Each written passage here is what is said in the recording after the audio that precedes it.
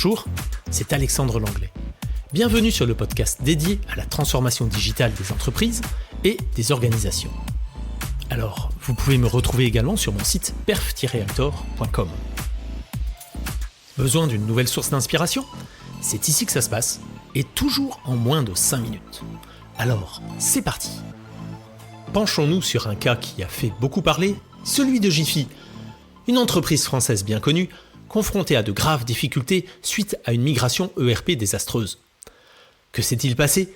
Était-ce seulement un problème technique ou y avait-il des failles plus profondes dans la gestion de ce projet ? Et surtout, comment éviter de tels échecs ?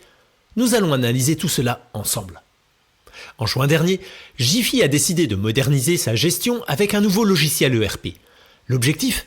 Rationaliser les processus d'approvisionnement, de gestion des stocks et de suivi financier. Mais la transition s'est avérée catastrophique. Alors, en pagaille. Des erreurs sur les stocks, des produits mal référencés ou indisponibles en magasin, des dysfonctionnements dans les process, les équipes n'arrivaient plus à suivre les approvisionnements ou à établir les bilans financiers fiables, et une baisse de chiffre d'affaires avec des problèmes logistiques qui ont entraîné des pertes importantes. Cependant, tout ne s'explique pas par le choix d'un simple outil. Plusieurs autres facteurs organisationnels et humains ont amplifié la crise. L'échec de Jiffy dépasse le cadre technique. Voici les causes principales. Alors, tout d'abord, un manque de préparation organisationnelle. L'ERP n'est bien sûr pas qu'un seul outil informatique. C'est un projet de transformation qui touche tous les départements. Jiffy semble avoir sous-estimé l'impact du changement sur ses équipes. Par ailleurs, les processus internes n'étaient pas harmonisés avant la migration, ce qui a amplifié les difficultés d'intégration. On y trouve aussi une gestion de projet déficiente, avec des délais trop serrés, forçant une mise en production précipitée sans test suffisant. Les parties prenantes clés n'ont pas été suffisamment impliquées, notamment les équipes terrain. On y trouve également une résistance au changement, parce que les collaborateurs n'ont pas été formés à temps, créant un rejet du système, mais également un ERP qui impose souvent de revoir les méthodes de travail, ce qui peut générer des blocages si l'accompagnement est insuffisant. On a également des problèmes d'intégration avec les systèmes existants, l'ERP n'ayant pas réussi à communiquer efficacement avec d'autres outils déjà en place. Ce manque d'interopérabilité a perturbé les chaînes logistiques et les flux d'informations. Naturellement, un projet ERP est un chantier très complexe. Voici les clés pour en assurer le succès. Tout d'abord, le point numéro 1, il faut préparer l'organisation en profondeur. Avant de choisir un ERP, analysez et optimisez vos processus existants. Un ERP ne résoudra pas vos problèmes structurels. Mettez-les sous le tapis, ils ressortiront par la fenêtre.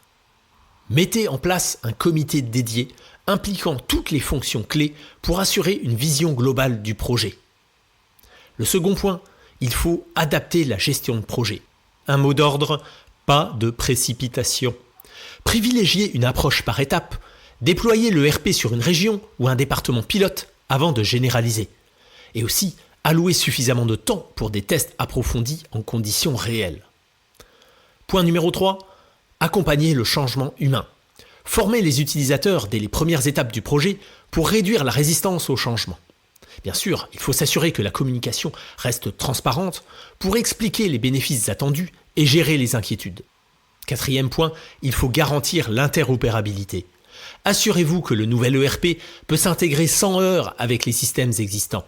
Une mauvaise interconnexion est souvent la cause de nombreux blocages. Parlons d'un cas concret avec la Fnac Darty. Lors de sa migration vers un nouvel ERP, Fnac Darty a priorisé l'intégration avec ses outils logistiques et e-commerce. Ils ont opté pour une phase pilote, testant chaque module avant de l'étendre.